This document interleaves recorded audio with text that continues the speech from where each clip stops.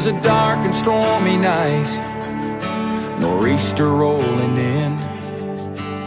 It's a long 12 hours, the power's out again. I pray for inner strength and that we don't lose no lives. Just another day in the first responders' eyes. Half a cup of coffee's gone, the first run comes in. A car slid off the road, there's a family trapped within. My heart beats like a hammer, I can barely catch my breath. I'm thinking the worst and hoping for the best. Yeah, we ain't superheroes, we're just ordinary people trying to make a difference, and the first on every scene. It's a heavy, heavy burden to carry all this burden when you can't unsee the things you've seen. It keeps going on when those sirens are gone. Hey, welcome to the award-winning Mad Radio Show with Healing Your Heroes with John and Sam. Welcome, everybody. Tonight we got a special night. We have Team Blue Line coming in. Chad Wallace out of Georgia telling us about an amazing organization. Welcome, Sam. How are you? Oh, it is another beautiful Wednesday. Hey, did you know it's summertime already? We just skipped over spring. I know. It's the bipolar Texas weather, you know? Let me tell you, I don't know what happened out your way the other night, but like we have bushes that got destroyed by the hail, which is still melting, by the way. We still have mounds of solid ice.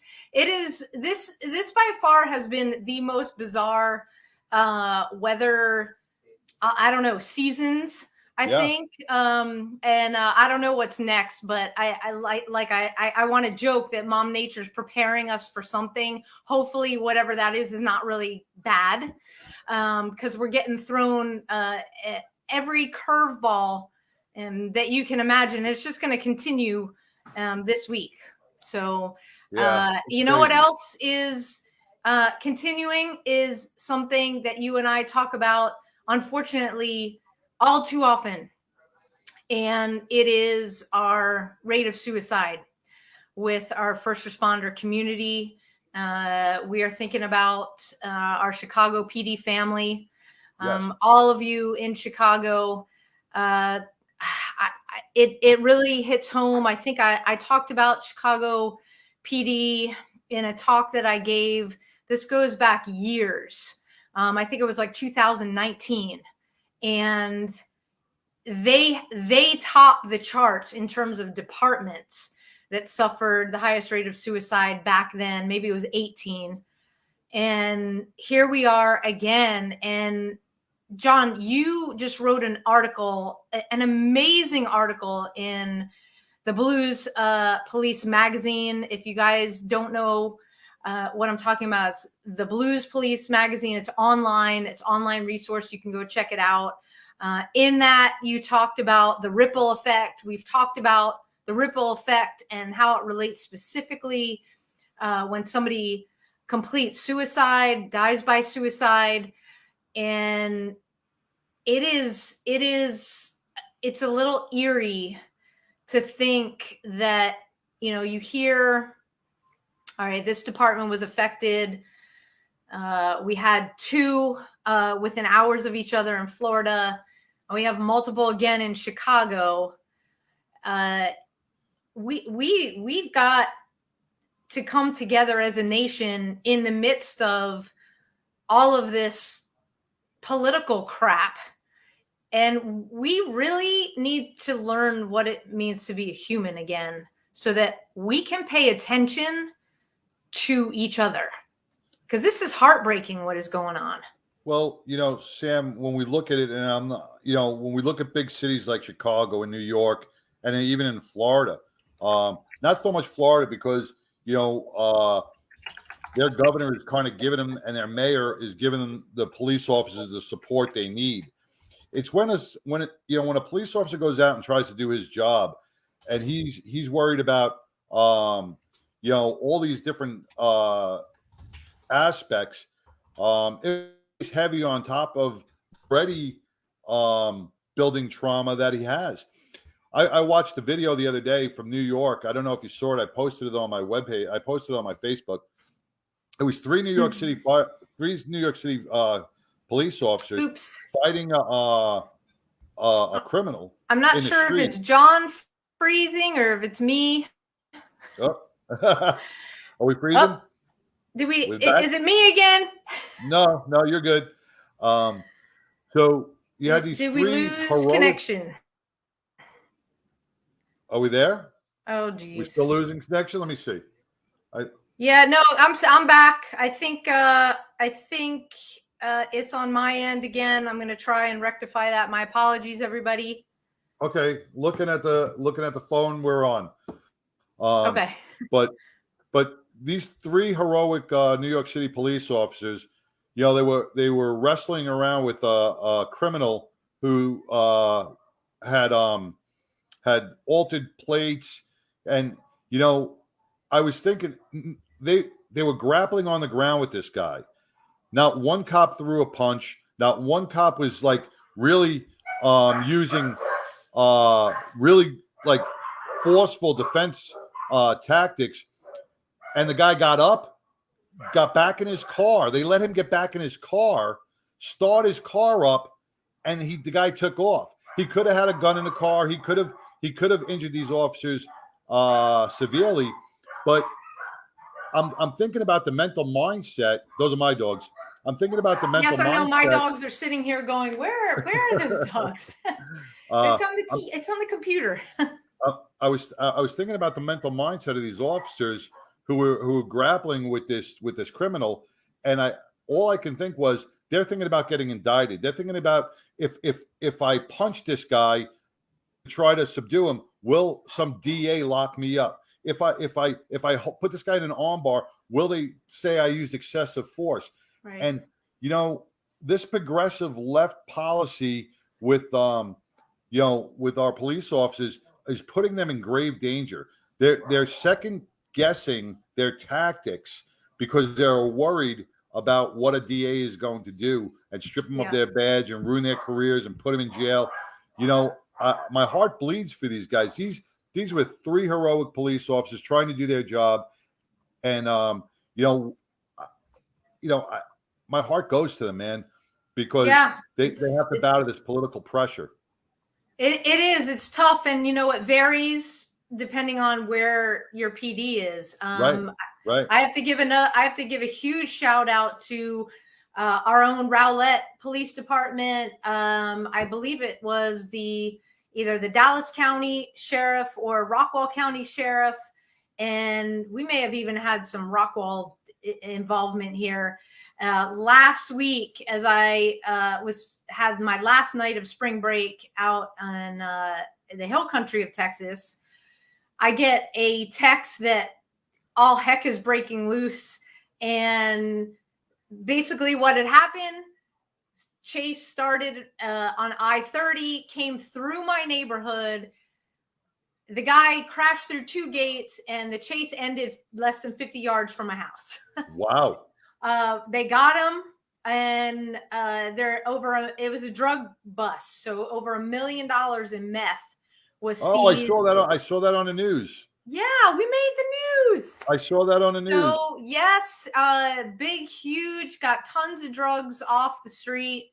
So thank you, all of our local PDs, for really, like I said, what happens in New York doesn't happen necessarily in small town Texas, but every city is affected by the policies, the rules that want to be enforced, and then another day they're not enforced. And what that leads to is danger for our police. And this is kind of where our guest tonight, Chad and Team Blue Line, comes in, because whether we have the heartbreaking line of duty deaths, our officers dying by suicide, the horrific injuries that are suffered, we have a group in Team Blue Line that will step forward and will really create a almost a peace. I was reading some of about the families that they've worked with, a peace so that the family can just kind of go on living, especially if there's children involved. And Team Blue Line kind of takes over the heavy lifting.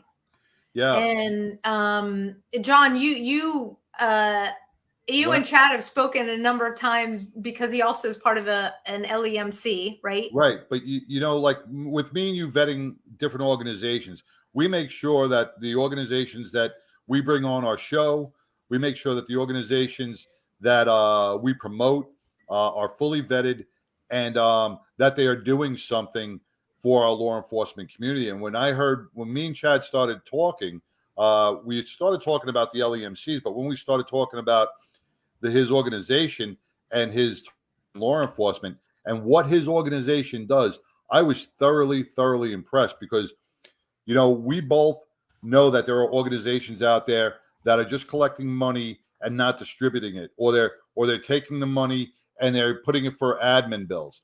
All right. Team Blue Line, 100% is, you know, he is focused, him and his family, him and his wife are focused on helping others. And I'm going to let him explain the rest. Plus he has some other, he developed a great thing that I've never seen before with service dogs, which I'm going to have him relate to as well. So whenever you're ready to bring him on, we'll introduce him. And there he is. Hey, Chad.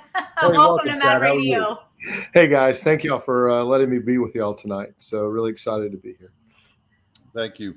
Chad, you know, Team Blue Line, I mean, we'd like this to go as nationwide. We want to get your name out there to every organization because you know it and Sam knows it and a lot of other people know it. When we talk about smaller communities of law enforcement, all right, with their not being, you know, their compensation runs out, they're not being helped. So they're kind of kicked to the curb sometimes, depending on their injuries. And this is where Team Blue Line steps in. So give us a little background of your law enforcement. Absolutely. And I want to laugh real quick. Sam, y'all were talking about bipolar weather, that it skipped spring. Well, let me tell you something. I got gloves on sitting here in Georgia right now. I'm like freezing outside. I'm outside because my kids are getting ready to go to bed and they're running wild inside. So I stepped out here to do it out here. And I'm like, man, I got gloves on. Y'all talking about summer already. Well, so, we're sending it your way. It'll be there in the next 2 days. I promise. Here comes some heat. Here comes some heat. Well, again, I'm sorry. I always start though. My name's Chad Wallace for all those joining us. I am the founder and executive director of Team Blue Line. I am previous law enforcement with the Fayette County Sheriff's Office, Fayette County, Georgia, just south of Atlanta. We're based in Coweta County in a town called Sonoya, which is also just south of Fayette County in Atlanta. Sonoya is famous for The Walking Dead. So if you've ever watched the television show The Walking Dead, that is like, I mean, you'll be going to lunch and all of a sudden you'll see zombies walking around. And you're just like, what? But I mean, it's all over the place. So, you know, that's just where we're located. We are nationwide though. So we are trying to help our blue family everywhere we can. I mean, literally I've helped families from South Georgia to Wisconsin, all the way to Hawaii and, you know, everywhere in between. So, you know, we, in 2015 is kind of when this started coming together. I was training for my first full Ironman. Ironman Maryland was my first Ironman. And in the process, I was fundraising for one of my brother-in-law and sister-in-law's nonprofit while I was doing races. And that's in 2015 when really law enforcement really started to come under attack. That's when we really saw the outward and I mean media push on all the attacks on law enforcement. So I started finishing all my triathlon races with a blue line flag, and it just kind of started building from there as far as some of the thoughts and the ideas, and being led to eventually start a nonprofit, which is something I never would have seen myself doing. But you know, when you get a calling, you got to step up and do it. And I've had people like, "Why are you doing it?" I was like, "Man, why not? I mean, if I don't, who else will?" And if it was my family, I would want someone to be there like I do to help them if something happened to me in the line of duty. So 2016, we became official as a 501c3 nonprofit, and some of it's been like riding a bronco bull. I guess I'm holding on for dear life, and a lot of times, just as we've continued to grow, and I've had to learn how to run a business better and just continue to grow. When we started off, we were so focused in on families of the fallen, and that's where we wanted to be. But as I got on it and started to understand the needs better, I started to see what it's like. First of all, I work in a county south of Atlanta, but we're still a suburb and we don't have the same support that big agencies have. And then you start to look around and you see all these smaller towns that are having officers get injured, and you're starting to see the workman's comp that is failing them, and you're starting to see them being put out and having to sue workman's comp and take a settlement and then being forgotten about. And you're starting to see all the problems with that. So I started to expand from just families of the fallen to injured officers. And again, as we started to grow, I started to learn myself more about PTS. And even that's become more personal to me, because all of a sudden, 6 months after retirement, I'm starting to have horrible nightmares. I'm starting to have the night terrors. I'm starting to have anxiety. I'm starting to have all this stuff. And I'm like, where is this coming from? And then I started coping bad and not really understanding what was going on.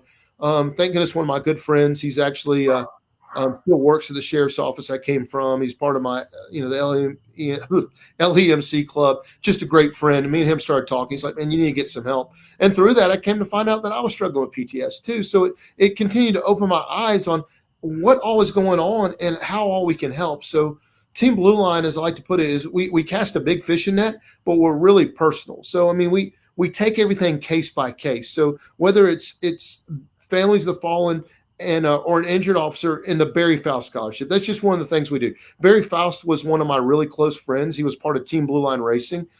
He died of cancer, and we wanted to honor him. So we came up with the Barry Faust Scholarship Foundation. It takes care of whether it's from daycare, if you're also having to go back to work and you need someone to watch your kids, all the way up to college, as far as a spouse or an officer that's been injured needing to further their career because they don't have their law enforcement job anymore. So we have the Barry Faust Scholarship Program. We have our service dog program, where we don't do the training, but we partner with service dog programs to provide the service dogs for them.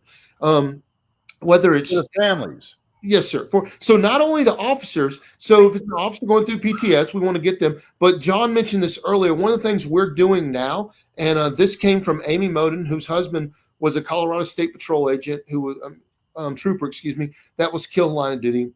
And she's become a close friend of mine through this and our nonprofit.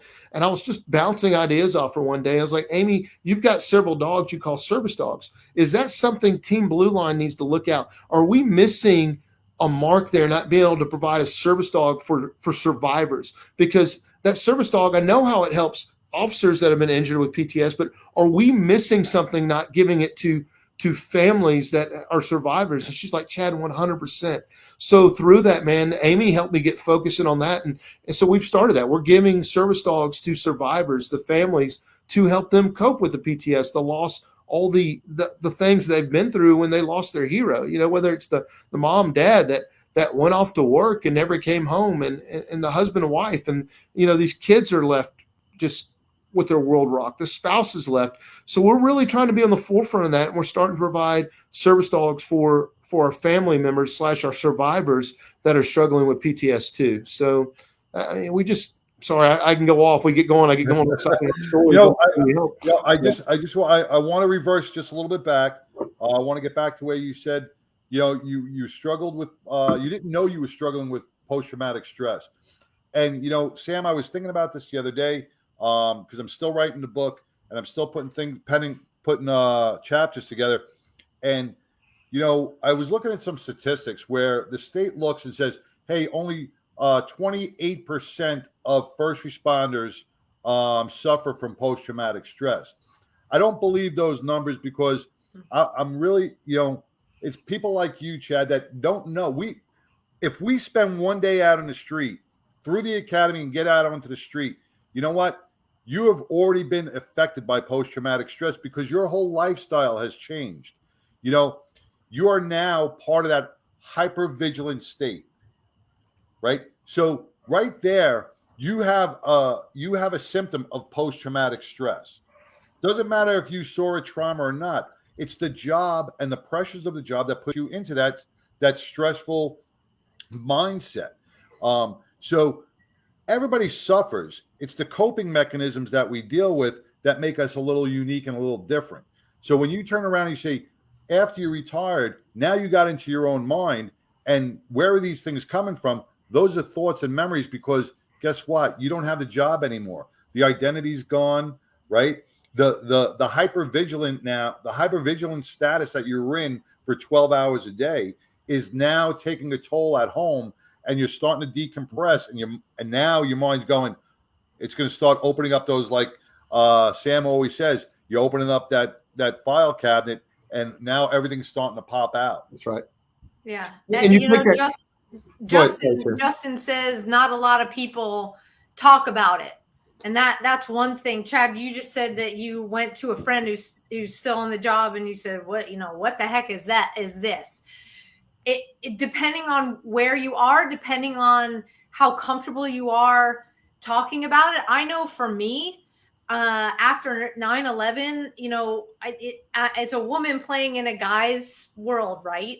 And so you've got this macho bravado thing going, like, hey, the president wants to come. Yeah, we're all going to be there. And I'm like, I just want to go home and see my mom, let them know, let my family like see me, not just talk to me on the phone, that I'm really okay. And even though I wasn't okay, I mean, it was a whole, facade that I put up, because there's no Secret Service agent that's been trained at the level that I had that's ever going to have a problem, right? So right, when you're not educated on what post-traumatic stress is, you get 30 minutes, and then you never think it's going to happen to you, and then you got all this stuff going on in your head. You've got nobody that you can really rely on. And then, John, your statistic that you pulled up, I don't know where that comes from, but I do know that there's probably not a lot of researchers, maybe more now, that are really asking the questions that need to be asked. And so the studies are not being done the way they need to, because I'm just going to venture a guess. I'm no scientific expert, that it's way higher than 28%. We just don't talk about it. Well, so they're saying now some of the statistics that we're getting and we're looking at when we're doing all this, if you've been in law enforcement for 5 years or longer, you have PTS. Now, it may not come out in the way it comes out with other people, but if you've been in, and they're saying, now I'd have to go back and look at some of our stuff, but I mean, it's way higher than 28% now. I mean, it's way higher. But like what Justin just said, not many people are talking about it, right? Now, I don't know how the statistic came about. Maybe they did a survey and they went up to a whole bunch of law enforcement guys and said, hey, do you suffer from PTSD? What's the guy going to say? No, I don't suffer. No. So check that box. So, or they're going through statistics of seeing who went through therapy programs or whatever. But the big thing is when the music ends, like when we talk about when the music ends and you're off the job and you get into your own head, right? That's when we see a lot of issues, because we're not taking statistics. We hear about the cops on the job that have taken their life from suicide. We're not hearing many about the cops who are retired, the older cops, the ones that are in their 50s, 60s, and even 70s that are sitting home and battling alone, because guess what? You're not part of that club anymore. You're not part of the law enforcement club anymore. So out of sight, out of mind, you don't have that family anymore. So a lot of our brothers and sisters are suffering in silence, and we don't know about it. And John, one more statistic with that too. Yeah. It's the officers that have to go out on injury. So they've been injured in the line of duty. They've been ripped out of that brotherhood, not just retired out. They've been ripped out of it, and then they're sitting at home. Those are the PTS that in the suicide rates too we're not looking at. But man, they're taken out of that brotherhood. They're pouring themselves now into alcohol, pills, other things, and that's what's leading to that too. We haven't even touched that statistic. And we also haven't looked at, there hasn't been any study that I know of, what is the trauma that exists in the department when you lose an officer, whether it's line of duty, whether it's suicide, whatever it is, it's like, oh no, these are the superhumans over here. They're just used to that. Like nobody has ever asked. We bring in a CISM team for what happened in Plano, where a whole family, the son off the entire family. Okay, we do a debrief for that, right? But do we actually sit down and do a debrief for the brother or the sister that we just lost, or the brother or sister that we're trying to pull out of a car, or up from underneath a motorcycle that just had a horrific accident? Are we talking about that? Truthfully, no. We're not.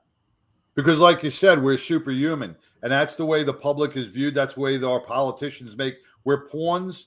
We're superhero pawns that are being used throughout their agendas, no matter which agenda it is. And they don't understand the battles and the suffering that's happening within the mind of our first responders, be it police, fire, EMS, or 9/11 telecommunication operators, which are battling silently at most. Those, Sam, we've discussed the 9/11 operators numerous times, how they're not getting the support because sometimes those towns don't even recognize them as law enforcement.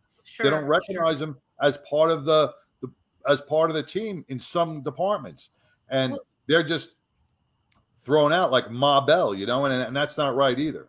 Well, let's talk about what Chad, what you and Team Blue Line do in terms of really connecting, because this isn't a matter of you get contacted because an officer has been injured, leaves behind a family, and you just write a check, put it in the mail, and sit, with a card or whatever. You go above and beyond, going to that location, wherever it is. I think you said Hawaii. Is that you went all the way out to Hawaii for one of them? But there's the understanding and the connection that you make that I think is absolutely huge. You spend time. And I take it personally. I mean, like I love what I do, and I'm blessed to be able to what I do. Now it's hard sometimes, but I love what I do. And we don't want to be check cutters. We don't want to just take a check and mail it to someone. We want to partner with whoever it is that we are working with Team Blue Line and let them know that we are there for them, not just for 2 months, not just for 3 months, but as long as they need help.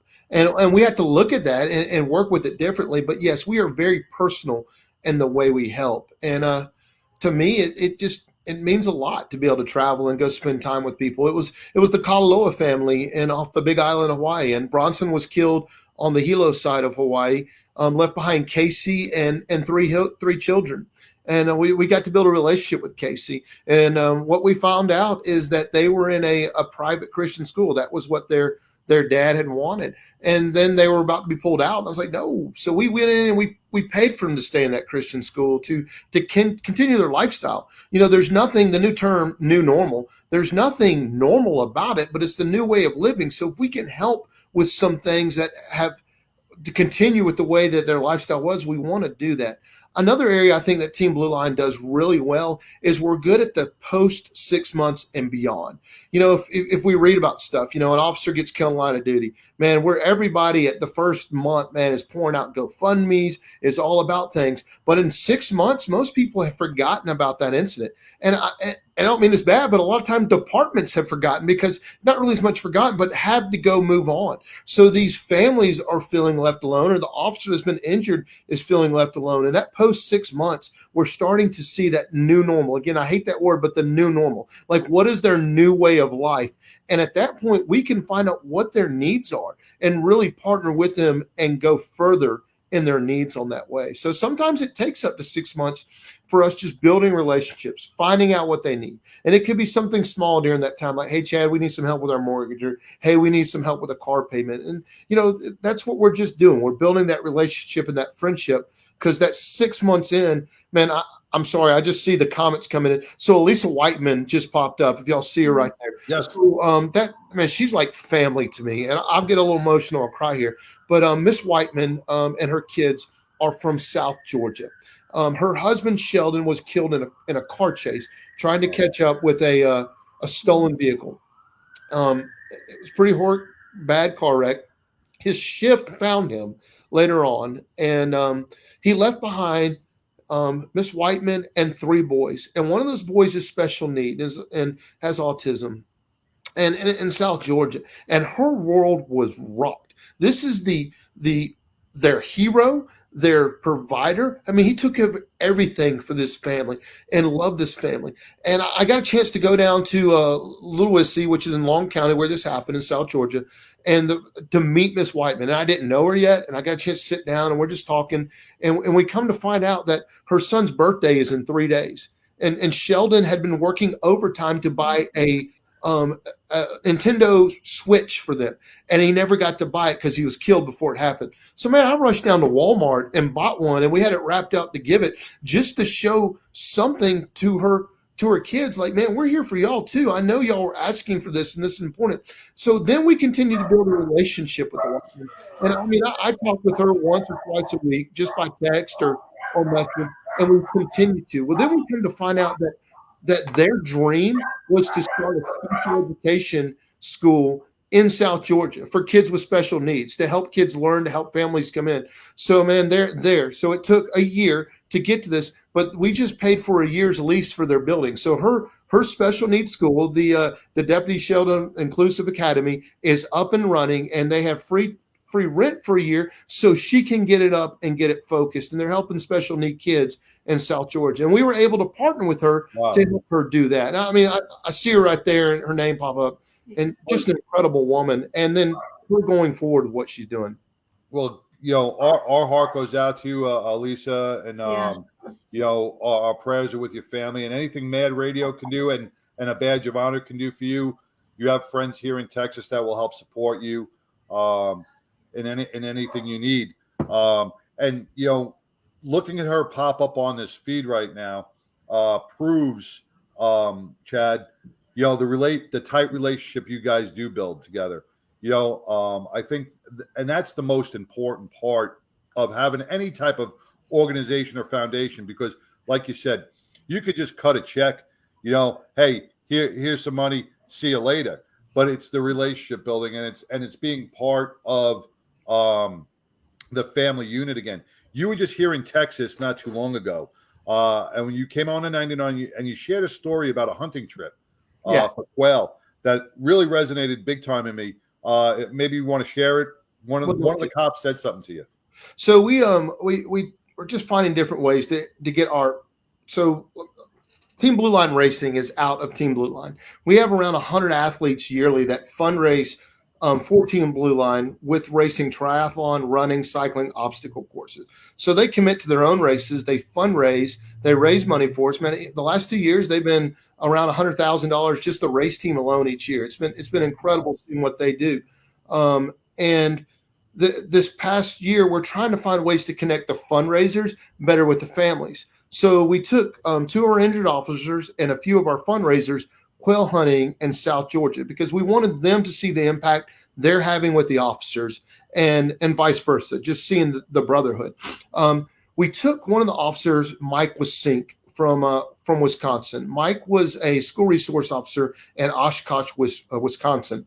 Was sitting in his office one morning right at the start of school, and a student came in with a grill fork and started stabbing him. In the process of this, getting the gun out, you know, he ended up with an injury to his arm and just a lot of trauma. You know, Mike ended up having to go out on retirement, and you know, the PTS is real with him, and the struggle is real with him, up and down. Talking about an officer that has been ripped out of a brotherhood and placed on the sideline and away from his brothers. So we've done small things for Mike throughout the time, and you know, he was like, Chad, I really need to do something exercise-wise to help fight the demons, which I'm big on. Exercise, working out, doing stuff to help fight it. It helps me, you know, I mean, it's combat. So we bought Mike a bike, and we had the components worked up a bicycle where he can shift and do everything with one hand, because this hand's fused together. So he's able to shift and do everything with one hand and get out. And he was able to do the police unity tour this year. And I mean, it was really neat. So I hadn't heard from Mike in a while, and Mike's a big outdoorsman. So I called him and I was like, just filling it out. Because the last thing you want to do is invite someone to go do something they can't do and kind of crush them. But, I started asking questions. Mike, are you able to go hunting and stuff? He's like, yeah. And I explained to him, well, this is what we'd like to do. We'd like to take you to South Texas. We'd like to take you quail hunting, and it'll be with some other injured officers and some fundraisers. And, he just started crying. And he's like, Chad, thank you. He goes, I've been in a bad place lately. The case is coming up and the trial's coming up, and I've been in a bad place. So by the time I got Mike down to Texas with me, we flew down. He flew him to Atlanta, and he flew down with me. We went to see Warrior's Heart, which is just outside of San Antonio, another great center. And he's just real quiet. I could just tell really struggling.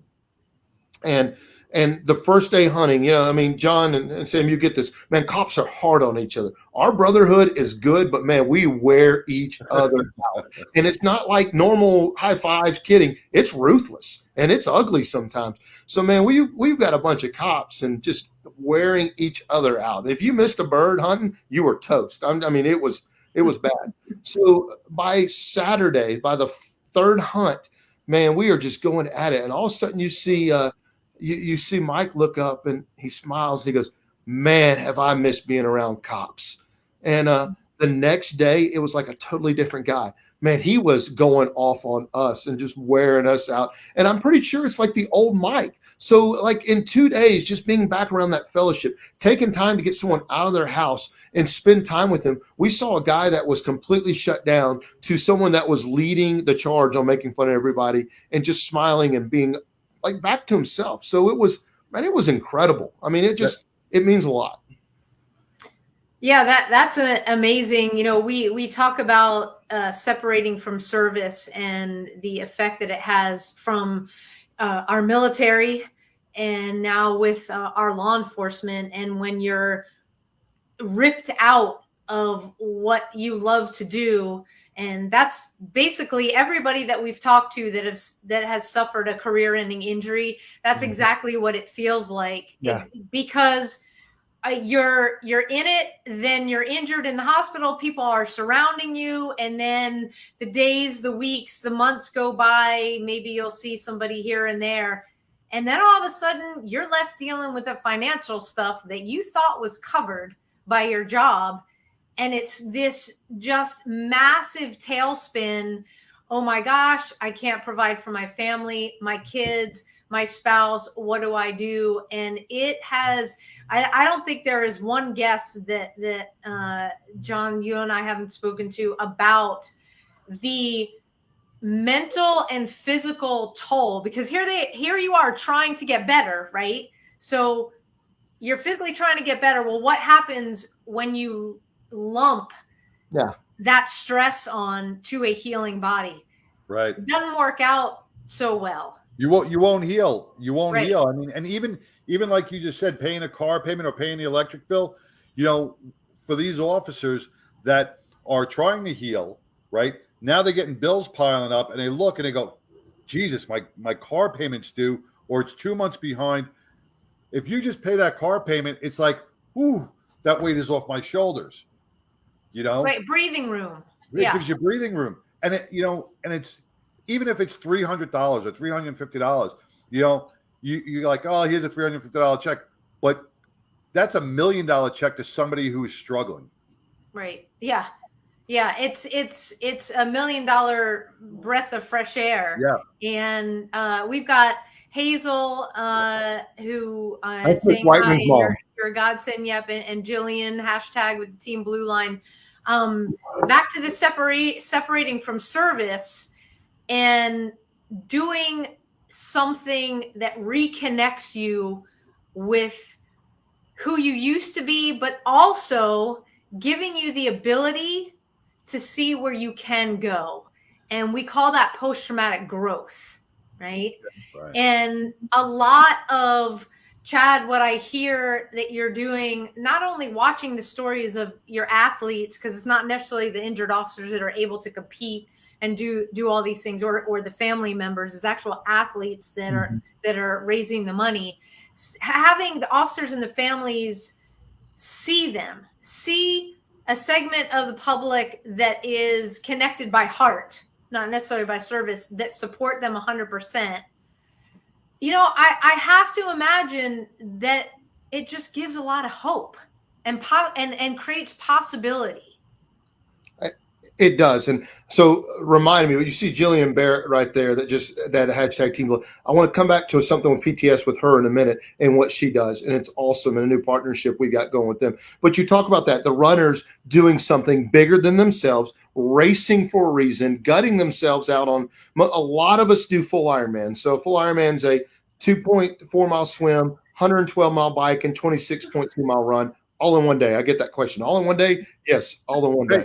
Well, if I move from the couch to the recliner and then to the refrigerator, is that like a triathlon? Is that John, a circuit? That's John. It's kind of a triathlon, brother. It's kind of there. I mean, but I also, when I'm healthy, I race these, and I'm coming off a knee surgery. I'm getting ready for Ironman Chattanooga in September. But back in 2 years ago now, or a year ago, I did Ironman Florida, and the Whitemans were there, and we brought them down so they could see these athletes that have been fundraising and racing for them. And I'll tell you, one of the most special things happened to me at that race. So I'm dying. I mean, I bonked. I walked 24 out of 26 miles in the marathon. I am getting close to daggum not making the time cutoff.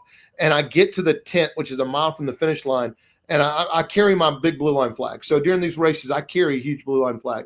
And they're like, we talk, I hug with them, like I had to get to the finish line. I get going and I turn around, and two of Miss Whiteman's boys are running with me towards the finish line. And we got this incredible picture of me, the flag, and her two boys running beside me. And I mean, like, I go back and look at that. So not only we're seeing the athletes pour out for the family, but the family just kind of motivated us even more on that. That's awesome. And that's support. And that's what we got to keep building, and we got to keep moving on. And we can't let, current narratives in certain states start depressing. We got to get the word out about your organization. Well, thank you. Nationwide, to show that there's still support, there's still hope. Like Sam just said, post-traumatic growth. And you know what? The organizations like Team Blue Line are helping many in that growth process. So through that with PTS, and we talk about, Sam, I love what you just said and the growth through that, and seeing the improvements. So the last few days, I've been at the International Association of Chief Police Conference in Atlanta, and it's the health and wellness. So we set up there to just meet and talk. And one of them, we got stuck right next to, they got stuck next to us. I feel bad for them, but we've ended up with an incredible friendship. And that is Jillian. She just, she hashtagged right there. And she is the director of clinical outreach for First Responders Wellness Service. And they are a center in, I want to make sure I'm saying, I think it's in Huntington Beach, California. And not only do they do like alcohol, and detoxing, but they also do for PTS. So if you're just struggling with PTS and you need a place to go to get help, and an intensive inpatient, man, they work with you, and they work with insurance. So they're in network with a lot of people. Man, in 2 days, we had bonded, and now we're working on a partnership. How can we help, one, spread the news about them, because that's an incredible thing they do, and get people to there, that you don't have to just be struggling with this. You can have other issues just with PTS going on and need inpatient. And man, I just blown away by her. Sam's already writing down Jillian's yes, name. I'm writing. So She's John already can tell. Jillian's name. Real quick, we have Shiloh on who just came on, saying it was an honor to run beside you, and that continues to help support my father's legacy. So thank you, Shiloh, so much. This is impactful. This show, with all of your comments, really hammering home the difference that Team Blue Line makes in all of your lives, and just an honor it is.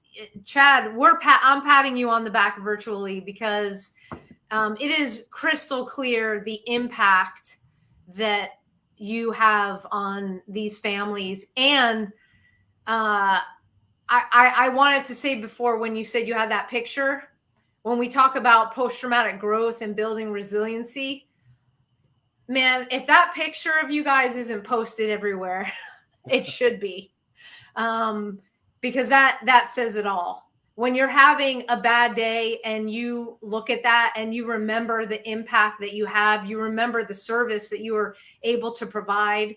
And I guess this is a PSA shout out to everybody who's still in uniform there. Yeah.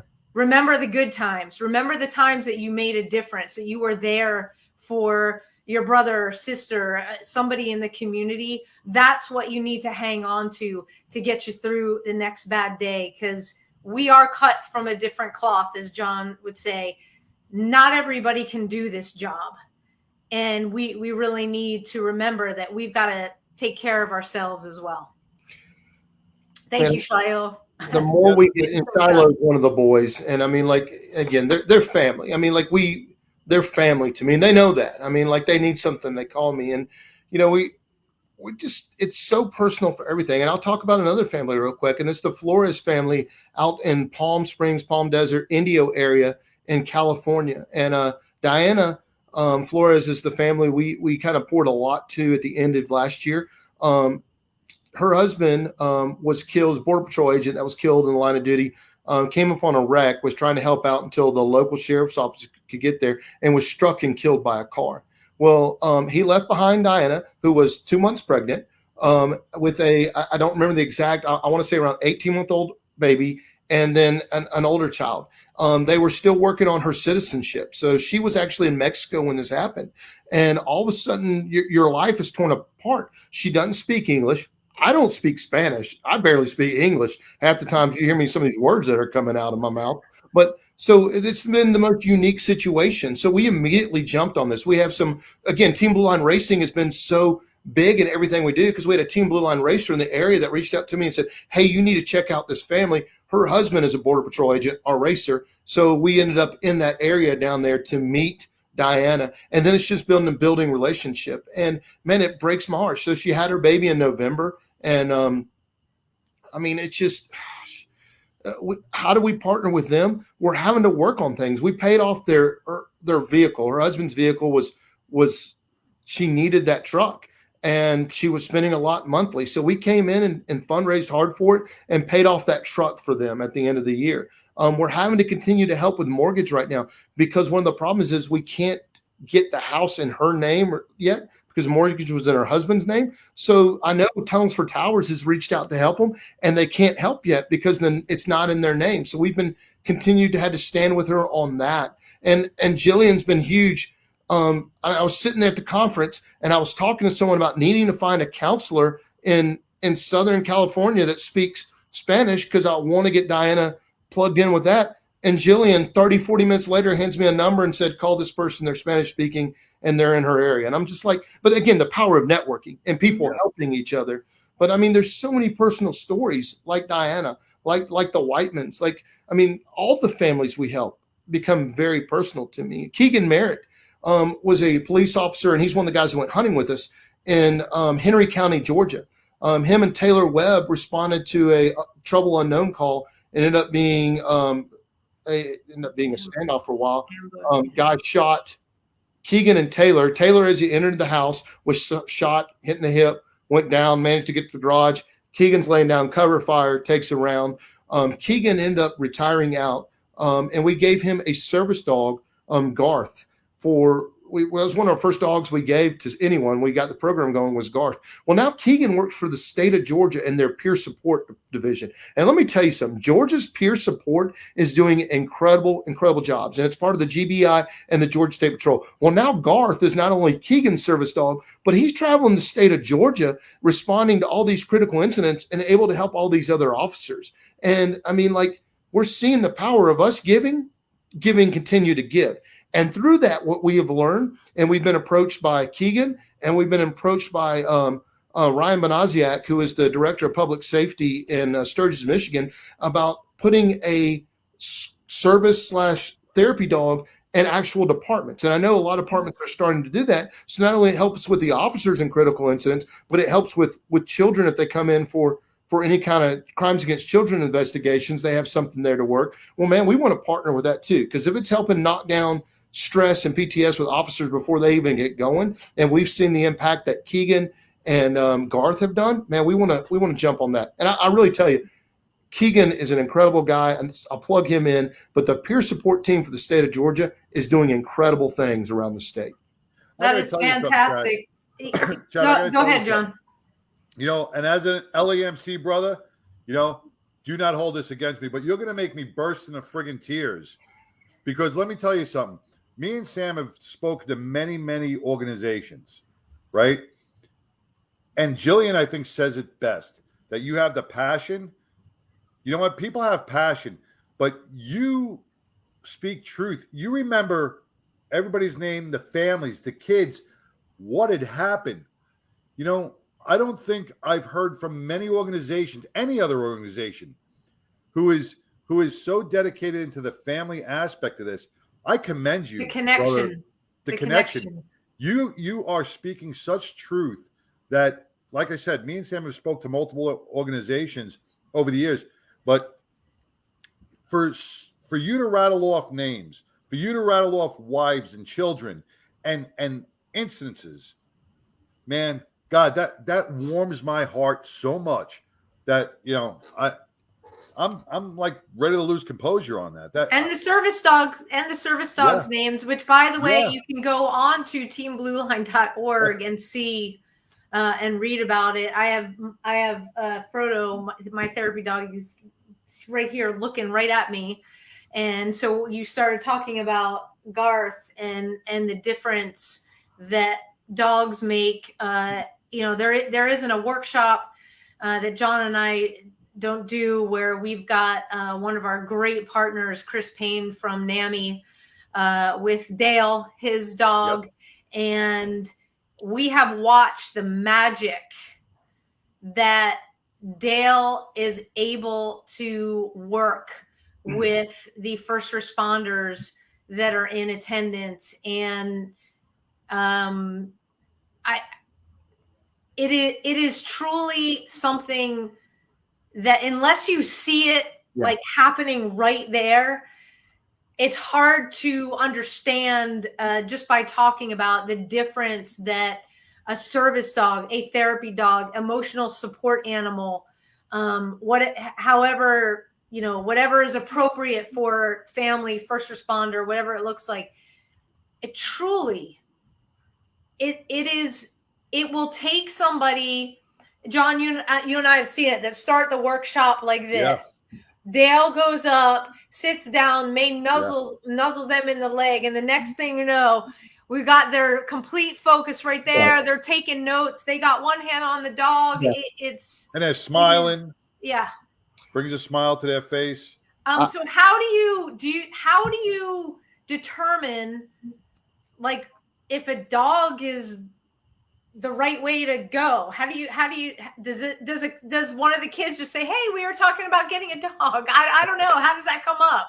Man, and that's a great question. I mean, like with them. So personally with us, I mean, me being around service dogs, seeing how it's helped Keegan, seeing how it's helped my good boy, Ray Goggerty, who was actually NYPD officer who responded to the towers on his first week of being on duty.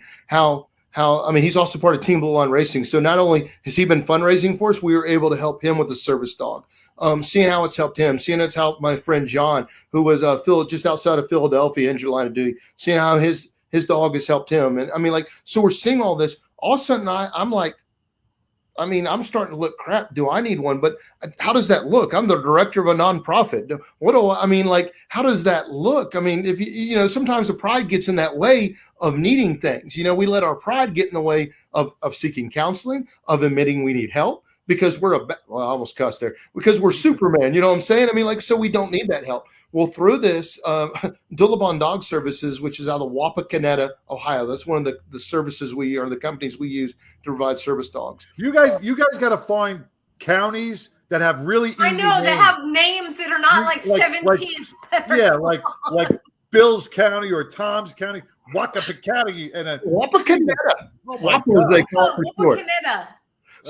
So I was there with Jennifer, who's one of the owners, her and her husband, and she looks at me. She goes, "Well, when you're ready for a dog, let me know." And I'm like, "Lady, what's you talking about?" And I mean, it really opened my eyes that people were seeing stuff that I wasn't seeing. So my dog Blue, of course, our motto is "Rep the Blue," so we named him after that. will be here in November. So I'm excited about that. Wow. So Very good. Great. how does it come out? I don't know. I mean, that's one of those things like through counseling, through being diagnosed with PTS, like when you realize, hey, I need a service dog, or I think I need one, man, reach out to Team Blue Line, reach out to me. It's on the website. There's ways to connect with me. There's forms to fill out for help. Now we evaluate the situation. We're going to talk to you. We're going to find out, hey, what does this look like? Do you need one? Are you at the point, and then we let you connect with the service dog company we're using for you. I mean, we use Dulabon. We use Tales of Hope down here in close to me in Georgia, here in Peachtree City, and different ones. So we want you to talk with them, and they're going to fill out the situation also and find out if you need it. So, I mean, like, how does that come up? I don't know. That's a personal thing that you, as the individual struggling with PTS, whether you're the survivor family, whether you're the officer, that's something you've got to see if it's going to help you.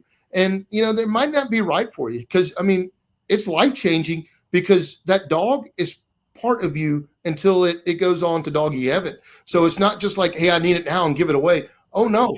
No. First of all, those animals, and this isn't saying it bad, but the service dog, true service dog, is usually around 12 grand. You add mobility to that, and we're talking 15 grand. So, I mean, it is a lifelong investment. And I mean, that's one of the big things when we're fundraising, man. We need people to understand that we are providing these dogs, but they are 12 to 15 grand a pop. And we need the support to continue to help those. Now that we're going different directions with this, more help coming in so we can get out more service dogs. Well, that is fantastic. Chad, I just put on the bottom of the screen how people can reach out to you. I want to ask you, like in the beginning of the show, I was trying to understand exactly how it works because you talk about all these events that you have, right? So you go to events and you're like, where are the events? It's not on the Facebook page. It's not on this. Can you explain specifically? It's like everybody wants to get out and help, right? It's like, hey, where do I get to a Team Blue Line event so that I can help out? It's a little bit different the way it works. Correct. So we'll take the umbrella. Team Blue Line, 501c3 nonprofit. That's what we are. We're a nonprofit. We're set up to help families of fallen, injured officers, whether it's physically or mentally. Now we have different pillars of fundraising and help. So we have Team Blue Line Racing. So if you run 5Ks, I don't care how slow or fast you are. If you race triathlons, if you run obstacle courses, if you ride century bike rides, whatever you do, and you're active and you want to fundraise for Team Blue Line and join Team Blue Line Racing, reach out to us through our Facebook or our Instagram. And we're big on both of those. And we have an application. You just fill out an application. You commit to $500 to fundraising a year. We don't charge a credit card. If you don't hit it, we're not coming after you. And a lot of people blow the $500 out of the water. So there's Team Blue Line Racing.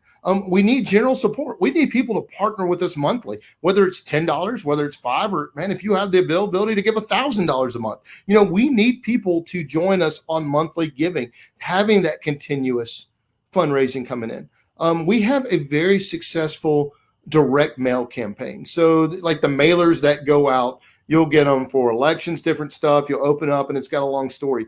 We have partnered with a company called Forthright out of Washington, D.C., and man, they have been incredible to us and helped us get to a different level of fundraising. So we have that coming in. We're working on Team Blue Line Outdoors. We did the hunting trip. We're kind of kicking it off, working on taking these injured people, their families, survivors outside, getting them outdoors. So we don't have, getting kind of circling back to your question, we don't have like a Team Blue Line 5K. We might do a virtual one every once in a while, but we don't have actual races you would come to. But if you are athletic, and when I say athletic, I take that lightly because you could see me. I'm not the most athletic, but I do this stuff because it means a lot to me. But if you're active and out there and you want to be a part of Team Blue Line Racing, just reach out to us. If you want to be a monthly supporter, reach out to us. Man, if you know someone, so here's our biggest problem, and I'll throw this in here at the end, is we are a growing nonprofit that people still don't know about. So we have a hard time when we reach out to departments, families, we hear about something. And I mean, let's be honest, we're cops. We don't trust people. So here comes some guy saying, hey, I want to give you money or let me fundraise for you. You're like, what? But, we need help with people that know people that need help to reach out to us. It has to be line of duty, injury, or death related. That's kind of where we set up our boundaries. So, I mean, unfortunately, we've had people reach out to us with like cancer or other stuff, and it's not in our lane. So we pass it along to other nonprofits. We've got partners we work with. I'm going to tell you this, the last 2 days, I've gotten 4 emails, and another organization reached out to me about officers' families when the officer has committed suicide. And I've got to take a look at that because we're not set up yet to handle support for that. But we're getting enough emails, and I understand the reality of it, like y'all do with PTS and what's going on, where I'm going to have to get with my board, and we've got to look at it. I mean, like, I don't know what's going to happen. I'm not going to say, hey, we're going to open up fundraising for that, but it's something we've got to look at because the problem is growing. Let's go back. The best stat I know was 2019 when you had 127 officers kill line of duty and over 220 commit suicide. So there's where we're losing the battle. Chad, let me ask you a question because you bring up a really good point, and me and Sam have had this issue here and throughout the nation. When you say you'll help line of duty, right, and you'll help injured officers, line of duty death and injured officers, correct? Yes, sir. Now we had an officer here in Texas, right, take his own life due to PTSD, right? We reached out to a few organizations. And because he was not line of duty at that time, at that moment, yeah. they couldn't fund it. But the department decided to reclassify it as a line of duty injury, which opened up everything. So now in an incident like that, if like here, the Capitol police officer who took his own life, now that's considered deemed line of duty. You're not going to get the state benefits, but it's deemed a line of duty death. Was that something that your organization then could open up the books on? I think it's something we need to take a look at. I mean, like, honestly, again, we're case by case. So right. Sometimes people reach out and like, man, we can't help there. And there's sometimes they reach out and like, hey, we can help. So we're big with kind of like how does it labeled? Was it labeled a line of duty death? Now, if it is, then we feel a lot more comfortable with it. So, I mean, from someone that struggles with PTS, it's hard for me to not want to go deeper with that. But do we start going 200 yards or 200 miles wide? And it only do what you can do. Yeah, right. Yeah. You can only do I think the line of demarcation is: look, we know that we have the retired officers that are dealing with it. We have a lot of suicides that are not reported because they're retired. So who do you report to? But those that are still serving, whether you want to talk to the chief or somebody in their command or somebody in the department, but for them being an officer, none of this would have happened.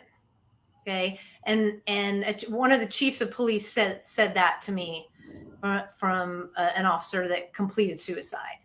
But for this officer doing what he did every day, he would have never thought about putting the gun in his mouth and pulling the trigger. So we talked about something right there, wanting help or wanting to reach out to the chief, Sam. But how many officers won't do that because they're scared they're going to be put on the show?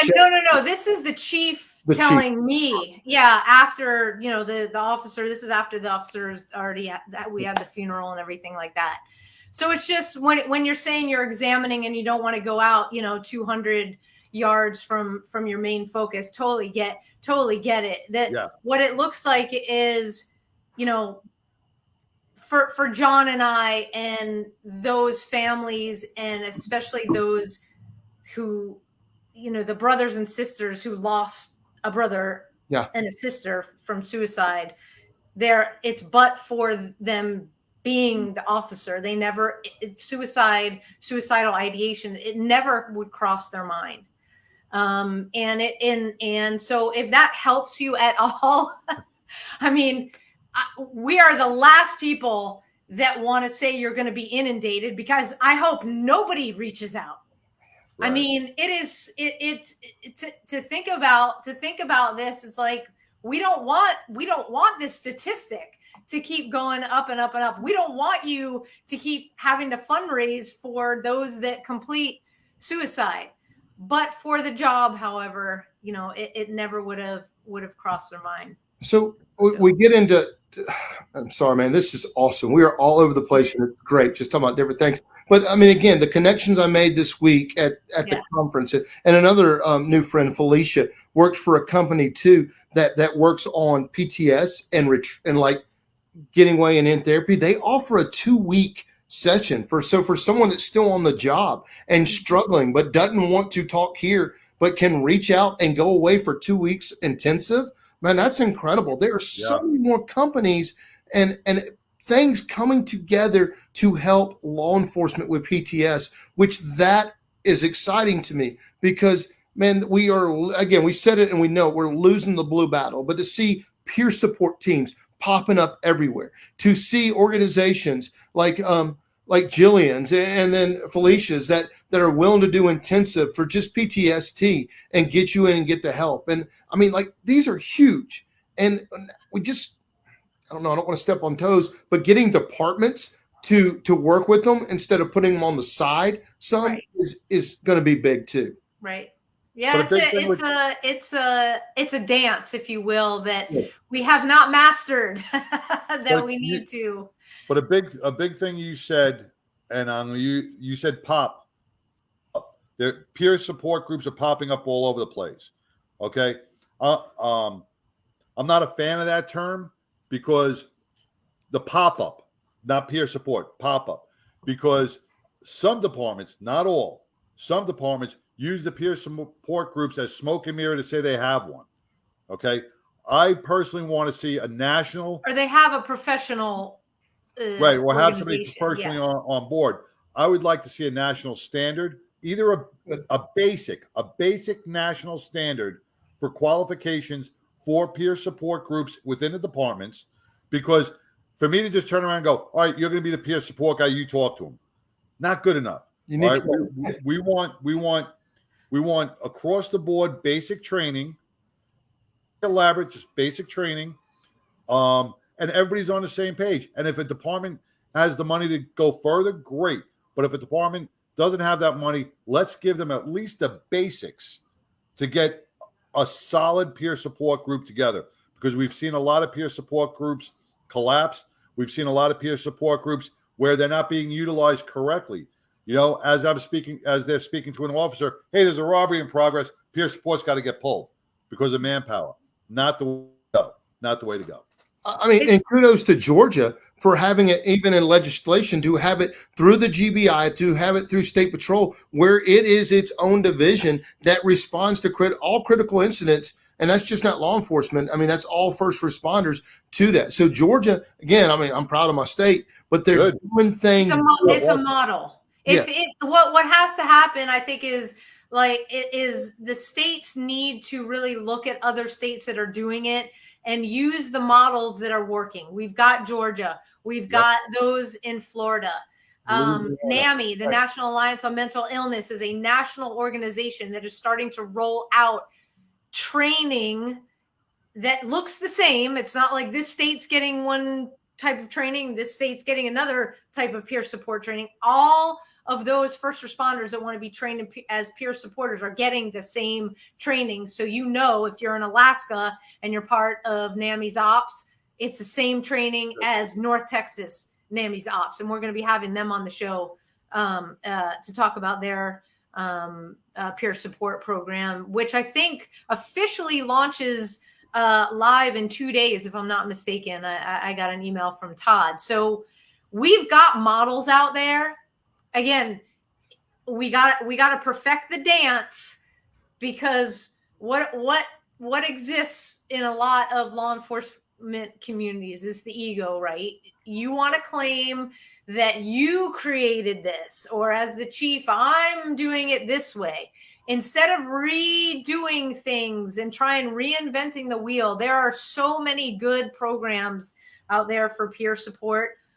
Just put the ego in the closet, do your research, and you will find what you need for your men and women, because they deserve it, number one. And anybody that has direct contact with the chief, hey, chief, you want a great performing department, right? You don't want to be known as the ones in the basement. What chief is going to be like, I want to be in the basement? Yeah. No, we've talked to enough chiefs. They never want to be in the basement. You got to do what's right for your guys, for your men and women. And it does come with that, the wall coming down, being open and honest about what post-traumatic stress is, how it can occur on the job, what it looks like. And oh, by the way, if you've got this going on, go talk to those people. It really isn't that hard. And of course they need to know that there aren't going to be any repercussions, but we could, this could be a 5-hour show. This could be a 5-hour show. Yeah, we do have to wrap it up. So, Chad, and I know you're freezing. I watched your whole background turn black now. I see one light. Darker. Yes, one light in a tree. Yeah, so I'm sure the degrees are getting colder. Street light behind me. So. Once again, Chad, as Sam said at the end, we want to any final thoughts, and just highlight your organization, and the floor is yours. Thank y'all again. I mean, from John, I laugh because you're right. We're supposed to be big bad LEMC, no emotions. Man, I cried 3 times in here just seeing some of the comments and knowing. I mean, this is, I admit it, I'm the national VP of one. I'm out here admitting I cry. Is that good or bad? But, good. I care about what I do. And, if Team Blue Line can be of help to anyone watching this, man, I want them to reach out.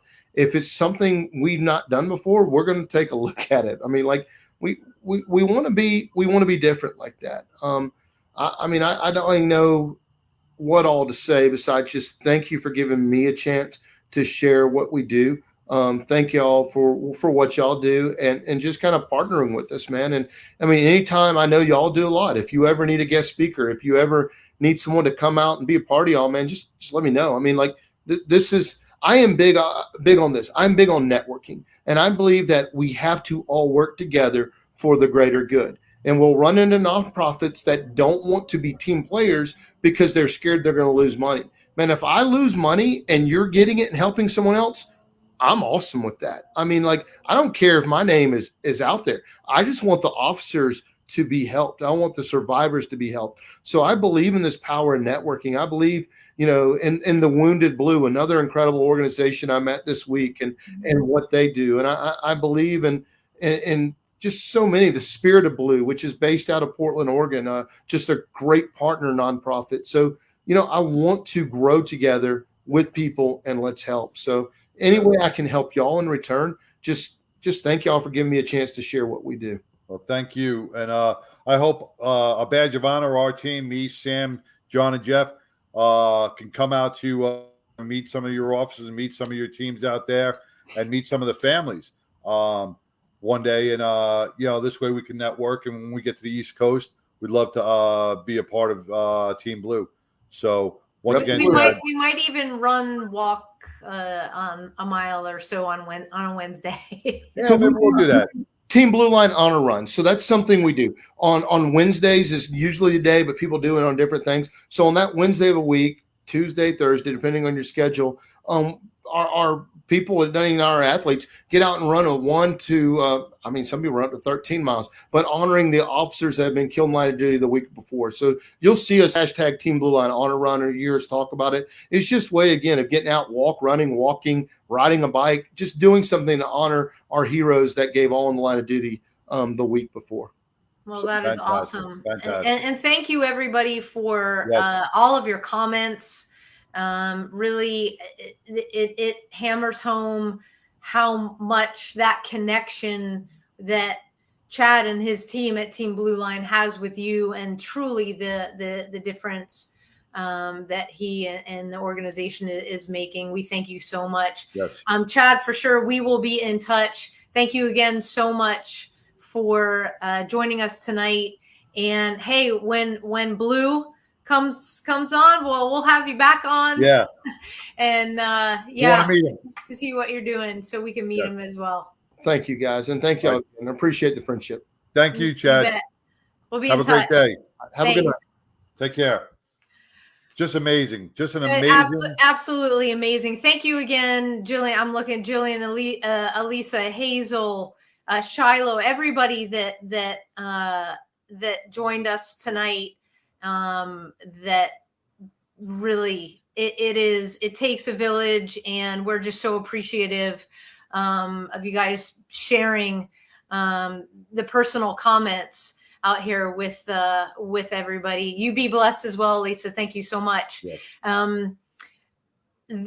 Huge opportunity, guys. If you're watching this and you recognize that there is assistance needed, again, teamblueline.org.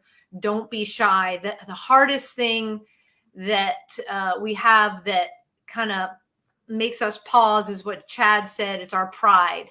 And we got to put that aside, and it's okay to ask for help. It really is. So, we have got so much coming up, John, and it is not about a badge of honor. It is not about, it's not about us, singular. It's about the community that we're creating that wants to help our first responders. And so this Friday, we have a golf tournament coming up right here in my backyard at Firewheel Golf Park in Garland. Tell us a little bit about that.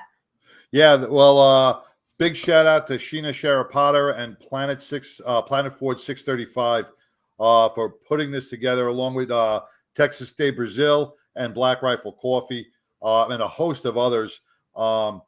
We have 45 committed teams for the day. There's going to be raffles.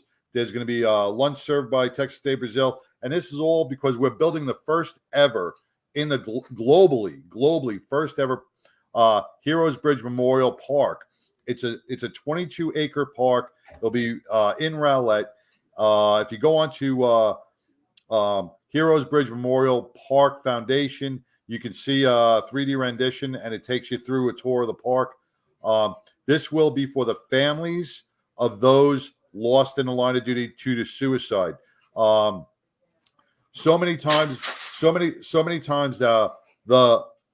families are left out of the May Police Memorial Week. Those families are left out. We don't want to leave those families out. So Heroes Bridge Memorial Foundation is building a park for these families, our veterans and our first responders who died due to suicide. Hopefully we'll raise a lot more funds in the next next year, and we're looking for completion of the park in the end of 2024. So that's go to Heroes Bridge. This Friday. That's this Friday. So visit the website. And get some more. Actually, where can they go for more information about the golf tournament? Because it's not on the website. It's not on the website. No. You for more information, you can go to and I'll post it. Go to Mad Radio. I will post the flyer up. I think there's still maybe 2 or 3 spots open. So if you do have a foursome and you want to come down, we will take late entries. So I will post that up on the Mad Radio page. All right. And I will say that the first place teams, you have got a very, very special first place prize coming your way. We're going to keep that a secret. It is absolutely incredible. What's been created. So we'll just leave it at that. So again, there's a couple spaces left for Friday. So Mad Radio John, you can go on to our Facebook page. John will post the information there. The following Saturday, which is March 26th, a Badge of Honor is putting on our very first responder family wellness and resiliency workshop. This is a workshop that is free to first responder families, active and retired. And so you can visit, I'll put our banner up here. You can visit abadgeofhonor.com. We've got a calendar that is now set up. You'll see a tab across the top. It says events. Click on that. It'll take you to the calendar. Click on the event and please register. I know that people, Eventbrite, I don't want to register, I'll just show up. We need you to register. Why? Because Panera Bread Company, they are incredible. They are sponsoring all the goodies and coffee and everything. So we need to be able to give them numbers. So please go ahead and register. Thank you to those folks who have signed up already. You want to get on there and you want to sign up because space is limited at this workshop. So again, visit abadgeofhonor.com, click on events, and you will see that workshop. On the 22nd, we have Walk the Bridge. We are out at the Heroes Memorial Bridge on the Rockwall side, walking towards Rowlett. So again, we meet at the Rockwall side of Heroes Memorial Bridge. That's the 22nd of every month. So you can just put a continuous reminder to come out. Open to everybody, family and pet friendly. Children can walk. Everybody can walk. 6 p.m. Yeah. And, we'd be remiss without mentioning one of our biggest partners this year, Carry the Load. We are, Badge of Honor is a nonprofit partner. Carry the Load is a national organization. All of the funds raised get divvied out to organizations that benefit veterans, law enforcement, and first responders. So Carry the Load has got us all covered. And it's such a blessing to have applied this year and to actually have been chosen. Visit carrytheload.com. Look for our team, A Badge of Honor. You can join our team and fundraise as part of our team, or you can through our team. No matter how you decide to do it, it all goes into one giant steaming pot of love. And like I said, and it's divvied out to the organizations, to the nonprofit partners that are just doing amazing, amazing work for our military, our veterans, our first responders, our law enforcement. They are there. It is the 11th year. And I have been participating with them since 2015. So, check us out. There again, carrytheload.org, and it's Team A Badge of Honor. Are you on Amazon, John? Do you do shopping by Amazon? Yes, you do. No. If Tara was there, she'd say yes. Tara shops on Amazon. Okay. So you can also support A Badge of Honor directly by using Amazon Smile. Amazon picked us up as a nonprofit partner as well. It's super easy. It's already connected to your Amazon account. So instead of just clicking on your app on your phone, just take the 1 second and go to smile.amazon.com. It automatically connects to your account, works the same way, and you will see when you check out that a small percentage of what you purchase will come to A Badge of Honor, because like Chad said, it just takes a village. Right. So we need to, again, as I started the show, just think about the humanness that needs to be brought back to our entire nation, because we need each other. We need each other to survive. We've got enough divisiveness. We've got enough people dying. We've got enough first responders suffering. Let's heal it together. Okay. So to all of our first responders out there, thank you for holding the line here at home. If you need anything, remember, you must take care of yourself. Reach out to us. We are here. To our veterans, thank you for what you did so that we can continue to fly that flag of freedom, and we get to do this show every single month. And to all of our active duty that are overseas protecting our home front, we're praying for you. Thank you for what you do. John, take us home. All right, man. Once again, thoughts and prayers to our brothers and sisters over in the Chicago Police Department who lost one of their own. Thoughts and prayers going to the Texas firefighter who is battling tonight due to self-inflicted injuries, due to post-traumatic stress, and to all those others that are battling. Transparency and proper healing is your best bet. We are here. There are many organizations out there to help. And if you need help finding one, reach out to us. We'll be more than happy to direct you into a vetted place near you, whatever state you're in. We will find one for you. So make that phone call because you are not alone. And once again, if you could be anything in this world, just be kind. We'll see you next time. April night, Sam. 6th is our next show, everybody. Have a good night. Good night, Sam. Thanks, John. Bye. Bye.